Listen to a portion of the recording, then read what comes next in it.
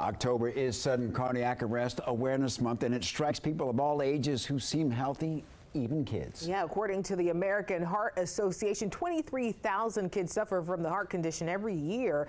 In today's What's Going Around, DC News Now anchor Chris Flanagan is sitting down with a pediatrician with Prince George's County about the warning signs parents need to look out for. Dr. Hancock, what is cardiac arrest, and is it different from a heart attack?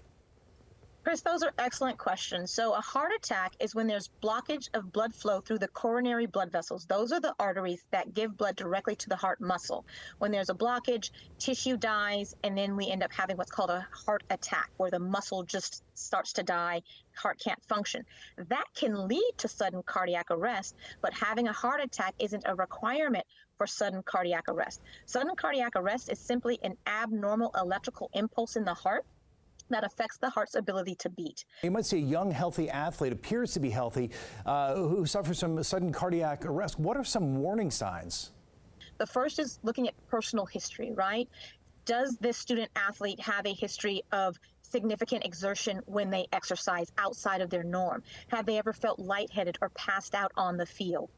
Have they ever felt like their heart was beating abnormally, fast, or with an abnormal rhythm? All of those are important. The second is family history, knowing whether or not there's a family member who died suddenly and no one knew the reason why, or if a family member had heart disease at an early age, earlier than the age of 55, and clearly if it's known to have a family history of an abnormal heart rhythm. All of those are critically important. And then the third component is actually coming in to see your healthcare provider and undergoing that cardiac evaluation. Dr. Hancock, how much of an increase in sudden cardiac arrest are we seeing that perhaps is tied to COVID-19?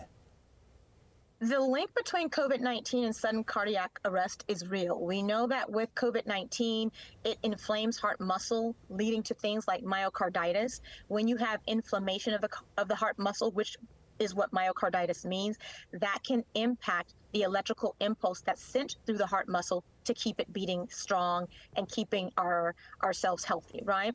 We do know, based on evidence from the American Heart Association, from cardiology organizations, that there is a direct link between COVID-19 and increased risk of sudden cardiac arrest. We have not yet been able to quantify the percentages or the link in terms of risk, but we do know that there is an elevated risk simply because of the impact that COVID-19 has on the heart.